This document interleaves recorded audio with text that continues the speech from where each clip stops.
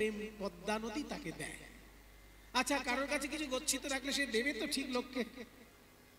মনে করুন আমি কৃষ্ণদাকে দায়িত্ব দিলাম, ও কৃষ্ণদা এদিকে আসুন, আমার দাদার জন্য আমি একটা বড় কম্পিউটার কিনেছি। আমার দাদার জন্য একটা বড় কম্পিউটার কিনেছি, কিন্তু দাদা তো এখন বাইরে আছে, আবার দাদা যখন আসবে তখন আমি চলে যাব, সেই জন্য দাদার সঙ্গে আমার দেখা হবে না। তো এই কম্পিউটারটা একটু আপনার ঘরে রেখে দেবেন, আমার দাদা যখন আসবে দাদাকে দিয়ে দেবেন। হ্যাঁ, আমার একটা ছোট মতো জায়গা, ছোট ঘর, ছোট ঘর নাই না আমার জিনিসপত্রে, তুমি আবার বলছো কম্পিউটার না কম্পিউটার বলছো, তাহলে কম্পিউটার রাখার জায়গা হবে না, হবে না। দেখুন উপকার করতে চাইছেন, একটু পাড়ার লোকে উপকার করুন না। আরে বাবা ঝামেলা পাড়ার লোকের নিয়ে ঝামেলা আমি কত সইব, আমার কথাবার্তাতে নেই বাবু, আমার হবে না। এবার দেখুন আপনারা দেখুন, ও কৃষ্ণদা যতদিন দাদা না আসছে, আমার দাদা যতদিন না আসবে ততদিন না হয় কম্পিউটারটা আপনি কারেন্টের তার আর ওই ইন্টারনেট কানেকশন জুড়ে দিয়ে নায়ক নায়িকার নাচ গান দেখে নেবেন একটু। বলছো আরে তোমার দাদা না আসে, একবারে যদি না আসে তাতে আরো ভালো রাখতে দেবে তো। তো দেখুন একটু আগেই রাখতে চাইছিল না, এবার যখনই বললাম যে আপনি ইন্টারনেট কানেকশন জুড়ে নিয়ে নায়ক নায়িকার নাচ দেখবেন, অমনি মনের আনন্দে বলছে হ্যাঁ রেখে যাও দাদাকে দিয়ে দেবো। তার মানে কি, মানুষ তখনই উপকার করতে চায় যখন সেই উপকারের সঙ্গে নিজের স্বার্থ জড়িয়ে থাকে। পদ্মা নদী মনে মনে ভাবছে কবে নরোত্তম জলে স্নান করতে আসবে তা জানি না, নরোত্তমের এখনো জন্মই হয় নাই, কিন্তু যতদিন নরোত্তম না আসছে ততদিন আমি গৌর প্রেম ধনে ধনী হলাম, প্রেম ধনে ধনী হলাম, আমার নদী জনম ধন্য হলো, প্রেম ধনে ধনী হলাম, আমার নদী জনম ধন্য হলো, গৌর প্রেম লাভ করে নদী জনম ধন্য হলো, গৌর প্রেম লাভ করে আমার নদী জনম ধন্য হলো, প্রেম ধনে ধনী নরোত্তম জন্মগ্রহণ করলেন পদ্মা নদীর তীরে, রাজশাহী জেলার রাজপুত্র রূপে। রাজা কৃষ্ণধন দত্ত, মায়ের নাম নারায়ণী দেবী, সেই ঘর আলো করে রাজপুত্র রূপে জন্ম নিলেন নরোত্তম। পদ্মা নদী তীরে আছে খেতুরি গ্রাম, পদ্মা নদীর তীরে আছে খেতুরি গ্রাম, বলি কি অপূর্ব শোভা তার অতি মনোরম, কি অপূর্ব শোভা তার অতি মনোরম। নরোত্তম জন্মিলেন কৃষ্ণ ধনের ঘরে, নরোত্তম জন্মিলেন কৃষ্ণ ধনের ঘরে, মহাভাগ্যবতী নারায়ণীর উদরে, ওই মহাভাগ্যবতী নারায়ণীর উদরে জন্মগ্রহণ করলেন বৈষ্ণবাচার্য নরোত্তম। কিন্তু ছোট্ট ছেলে রাজপুত্র, তো পাড়ার লোকে দেখতে গিয়েছে রাজপুত্রকে। কিছু কিছু লোক থাকে বাবা কোনো কিছুতেই সে আনন্দ পায় না, তো একজন রাজপুত্রকে দেখতে গেছে, তাকে জিজ্ঞেস করা হচ্ছে, ও কৃষ্ণদা আপনি তো রাজপুত্রকে দেখতে গেছিলেন, তো রাজপুত্র কেমন হয়েছে বলুন আমাদের। কেমন হয়েছে? আমার মোটেই ভালো লাগে, একবারেই ভালো লাগেনি। রাজপুত্র দেখলেন ভালো? আরে রাজপুত্র কোথায় না, দুটো চেহারা হবে, এখানে মানে চন্দ্রের রেখা থাকবে, চিহ্ন থাকবে, হৃষ্টপুষ্ট চেহারা হবে, আর কত ফর্সা হবে, আর এখানে কালো কালো ছেলে। তা কালো ছেলে হয়েছে বলে আপনার মনটা খারাপ? আরে বাবা শুনুন, সোনার আংটি সোজা হলেও যত টাকা ভরি, বাঁকা হলেও তত টাকাই ভরি। রাজপুত্র সে ফর্সা হোক আর কালো হোক, আনন্দ করুন মশাই। তখন আবার কি উত্তর দিচ্ছে জানেন? বলে তার মানে তুমি বলছো যে নাই মামার থেকে কানা মামাই ভালো। আসলে কিছু কিছু লোক থাকে বিশ্ব নিন্দুক, তাদের কোনোদিন খুশি করতে পারবেন না। একটা গল্প মনে পড়ে গেল, শুনুন। একজন প্রত্যেকটা বিয়ে বাড়িতে যায় আর ভালো ভালো খাবার খায়, খেয়ে আসার সময় নিন্দে করে, এই আজকের চাটনিটা বড্ড টক হয়ে গেছে। আবার কোনদিন বলছে আজকে রসগোল্লাটা বড্ড মিষ্টি দিয়ে ফেলেছে। মানে কিছু না কিছু একটা নিন্দে সে করবেই। এইবার একটা বিয়ে বাড়িতে সমস্ত রান্না খুব সুন্দর হয়েছে, কোনোটা নিন্দের মতো হয়নি। তখন তাকে জিজ্ঞেস করা হলো, আচ্ছা আজকে তো সবাই বলছে সব রান্না ভালো হয়েছে, আপনার কি মত? তখন সে উত্তর দিচ্ছে কি, সবাই যখন ভালো হয়েছে বলছে তাহলে ভালোই হয়েছে, কিন্তু এত ভালো আবার ভালো না। বুঝো, বলছে এত ভালো আবার ভালো না, ওই জন্য বিশ্ব নিন্দুক যারা তাদের খুশি করা যায় না। জন্মগ্রহণ করলেন নরোত্তম, রাজার মন আনন্দে ভরে গেল, ভগবানের উদ্দেশ্যে প্রণাম জানিয়ে প্রার্থনা করতে লাগলেন। আসুন আমরা একটু প্রার্থনা করি সবাই মিলে, সবাই মিলে একটু হাত জোড় করুন, আমরা একটু প্রার্থনা করি ভগবানের চরণে। আমি কি বলে করিব নিবেদন, আমার হৃদয় প্রাণ মন আমি কি বলে করিব নিবেদন। রবীন্দ্রনাথ ঠাকুরের প্রার্থনা, কি অপূর্ব কথাগুলো দেখুন। ভগবানকে যদি দিতে হয় কি দেবে? আমার হৃদয় প্রাণ মন আমি কি বলে করিব নিবেদন। চিত্তে আসি দয়া করি নিজে লহ অপহরি। আমি তো দিতে পারি না, আমি দিতে চাই না। আমি আমার মন দিয়েছি সংসারকে, আমি আমার মন দিয়েছি ছেলে মেয়েকে, আমি আমার মন দিয়েছি স্ত্রীকে, ভাই বন্ধুকে, কিন্তু তোমাকে দিতে পারিনি ঠাকুর। তাই তুমি জোর করে আমার হৃদয়ে এসে আমার মনটাকে কেড়ে নিয়ে যাও দেখি। চিত্তে আসি দয়া করি নিজে লহ অপহরি, করতারে আপনারি দন। আমার হৃদয় প্রাণ মন আমি কি বলে করিব নিবেদন। ভগবানকে আমরা টাকা পয়সা দিই, ভগবানকে আমরা জামা কাপড় দিই, ভগবানকে আমরা ফল মিষ্টি দিই, কিন্তু কখনো নিজের দেহটাকে দান করি কি? এই দেহটা আমরা সংসারকে দান করে দিয়েছি, ভগবানকে দিতে পারি না। তাই যারা দেহটাকে ভগবানের চরণে দান করে তারাই শ্রেষ্ঠ দান করে। এই যে আজকে আপনারা 24 ঘন্টা যদি কীর্তন শোনেন, 365 দিনের মধ্যে এই একটা দিন 24টা ঘন্টা আপনি কিন্তু ভগবানকে দেহটাকে দিয়েছেন। ভগবানের উদ্দেশ্যে আপনার দেহটা যে এইখানে বসিয়ে রেখেছেন, সারাক্ষণ তার কথা কানে আসছে, তার শাস্ত্রবাণী কানে আসছে, তার গীতার শ্লোক কানে আসছে, তার ভাগবতের শ্লোক কানে আসছে, ভগবানের যে বাণী কানে আসছে। এইখানে কীর্তনের আসলে যে বসে আছেন, এই দেহ দান করাটাই তো শ্রেষ্ঠ দান।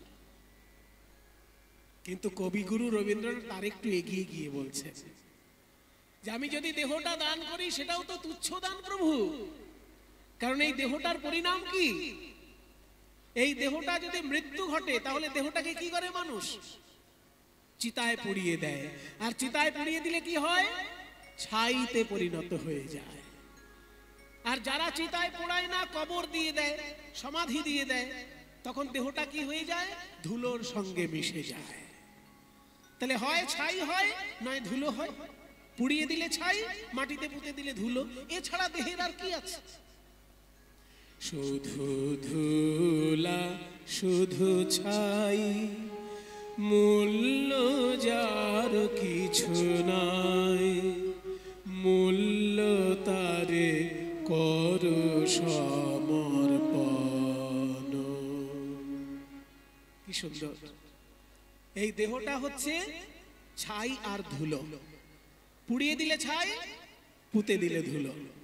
শুধু ধুলা শুধু ছাই, মূল্য যার কিছু নাই, মূল্য তারে কর মূল্যহীন বস্তুকে মূল্যবান করা যায় কিভাবে? যদি পরশমণি ছুঁয়ে দেওয়া যায়। এই যে মাইকের স্ট্যান্ড, এই যে মাইকে কথা বলছি, মাইকের স্ট্যান্ডটা লোহা দিয়ে তৈরি তো, এই লোহার স্ট্যান্ডের কত আর দাম হবে, কিন্তু এখন যদি পরশ পাথর এনে এই মাইকের স্ট্যান্ডে ছুঁয়ে দেওয়া হয়, তাহলে মাইকের স্ট্যান্ডটা পুরোটা সোনার হয়ে যাবে, এত দামি হয়ে যাবে আর যা সারা জীবন মাইক চালাতে হবে না, তাই না বাবা? একটা লোহার স্ট্যান্ডের যা দাম, স্ট্যান্ডের কথা বাদ দিলাম, গাড়ি তো লোহার, কিন্তু তাতে যদি পরশমণি ছুঁয়ে দেওয়া যায় পুরো গাড়িটা সোনার গাড়ি হয়ে যায়। তাহলে মূল্যহীন বস্তুকে মূল্যবান করে দেওয়া যায় পরশ পাথর ছুঁয়ে দিয়ে। তেমনি আমার এই মূল্যহীন জীবনটাকে তুমি মূল্যবান করে দিতে পারো তোমার ওই চরণ রূপী পরশ পাথর আমাকে যদি ছুঁয়ে দাও। শুধু ধুলা শুধু ছাই, মূল্য যার কিছু নাই, মূল্য তারে কর সমর্পণ, স্পর্শে তব পরশ রতন, মূল্য তারে কর সমর্পণ। আমার এই মূল্যহীন জীবন যখন মূল্যবান হয়ে যাবে তোমার চরণের ছোঁয়া পেয়ে, আমি লোককে ডেকে ডেকে বলবো, ওরে দেখে যা দেখে যা, আমি এমন একজনকে ভালোবেসেছি, তার ছোঁয়া পেয়ে আমার মূল্যহীন জীবন মূল্যবান হয়ে গেছে, তোরাও তাকে ভালোবাস। তোমারই গৌরবে যাবে আমার গৌরব হবে, তোমারই গৌরবে যাবে আমার গৌরব হবে, সব তবে দিব বিসর্জন, আমার হৃদয় প্রাণ মন আমি কি বলে করিব নিবেদন, আমার হৃদয় প্রাণ মন আমি কি বলে করিব নিবেদন। ভগবানের চরণে আত্মনিবেদন করিয়ে দিল ছোট্ট ছেলেকে। রাজা মনে মনে ভাবলেন আমার ছেলে রাজপুত্র হয়ে জন্মগ্রহণ করেছে, কিন্তু পড়াশোনায় যেন কোনো কমতি না হয়, তাই সব থেকে বড় পণ্ডিত কৃষ্ণদাস পণ্ডিতের কাছে আসুন। সবাই মিলে একবার হরিধ্বনি দিন বাবা, নিতাই গৌর প্রেমানন্দে হরি বল হরি হরি হরি বল হরি বল।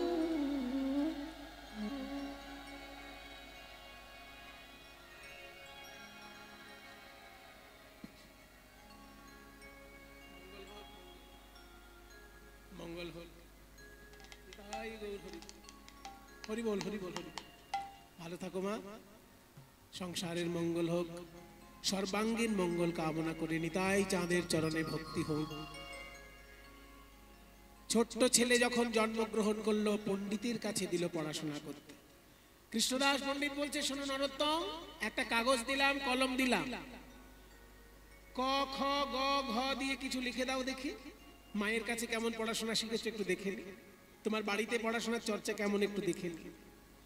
তা কাগজ আর কলম দিয়েছে ক খ গ ঘ দিয়ে লিখতে। ওমা, নরোত্তম কি লিখলো জানেন? নরোত্তম লিখছে, কলি যুগে শ্রীকৃষ্ণ চৈতন্য অবতার, কলি যুগে শ্রীকৃষ্ণ চৈতন্য অবতার, কয়ে কলি যুগে শ্রীকৃষ্ণ চৈতন্য অবতার, খ খয়ে খেলিবার প্রবন্ধে কইলেন খোল করতাল, খয়ে খেলিবার প্রবন্ধে কইলেন খোল করতাল।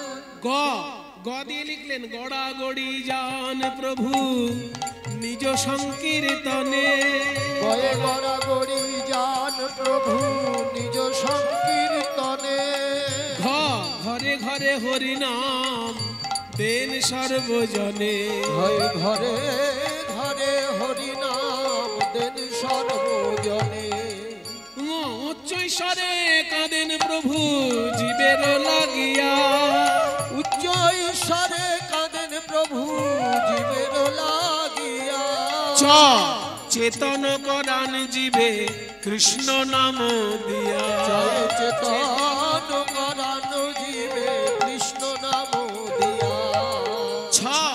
ছ দিয়ে লিখলো ছলো ছলো করে আঁখি নেত্রে জল ঝরে।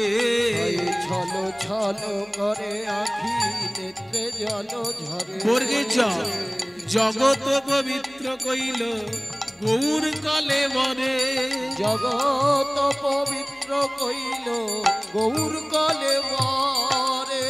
ঝ দিয়ে লিখলো ঝলমল ঝলমল ঝলমল ঝলমল ঝলমল ঝলমল।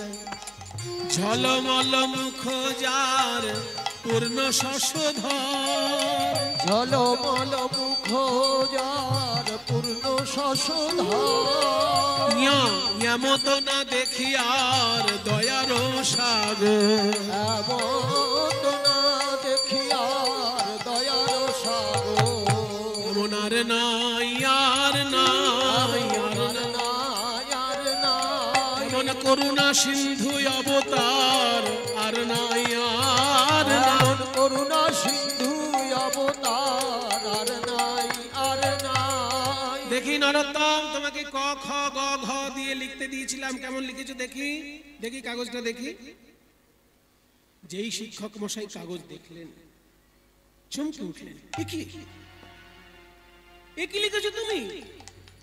কয়ে কলিযুগে শ্রীকৃষ্ণ চৈতন্য অবতার, ক্ষয়ে খেলিবার প্রবন্ধ কইলেন খোল করো তাল।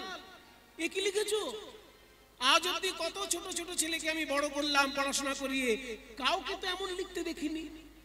কাউকে যদি বলি ক দিয়ে কিছু লেখো, সে কি লেখে জানো? কয়ে কাক। কি বাবা আমরা ছোটবেলায় শিখেছি না? আমরা ছোটবেলায় কি শিখেছি? কয়ে কাক, ক্ষয়ে খরগোশ, গয়ে গরু, ঘয়ে ঘোড়া। তাহলে আমরা যখন ছোটবেলায় ক খ গ ঘ দিয়ে শিখেছি, আমাদের কয়ে কাক শেখানো হয়েছে। আরে বাবা কতে কাকও হয়, ককে কোকিলও হয়, কিন্তু কোকিলের কণ্ঠস্বরটা মধুর আর কাকের কণ্ঠস্বর। তাহলে আমাদেরকে কর্কশ শিক্ষা দিয়ে ছোটবেলাটাই শুরু করানো হয়েছে। আমরা মধুরের স্বাদ পাবো কোথায়? আমাদের কি ককতে কি কোকিল শেখানো হয়েছে? তাহলে তো চেষ্টা করতাম, কিন্তু আমাদের কতে কোকিল শেখানো হয়নি। আমাদেরকে শেখানো হয়েছে কয়েতে কি, আবার বলবো।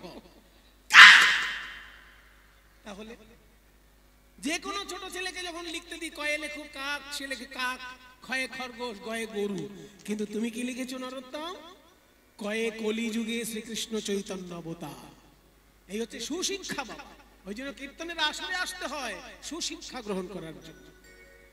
ক্ষয়ে খেলিবার প্রবন্ধে কইলেন খোল করো তাল। গয়ে গড়াগড়ি যান প্রভু নিজ সংকীর্তনে। ঘয়ে ঘরে ঘরে হরিনাম দেন সর্বজনে। নরোত্তম তুমি তো বিদ্যা নিয়ে জন্মগ্রহণ করেছো নরোত্তম, তবুও শিক্ষকের কাছে না আসলে শিক্ষা লাভ হয় না। ওই জন্য তুমি আমার কাছে এসেছো। আমি যতটা পারবো শিক্ষা উজাড় করে দেব তোমায়। কৃষ্ণদাস পণ্ডিত তার সমস্ত বিদ্যা নরোত্তমকে উজাড় করে দিলেন।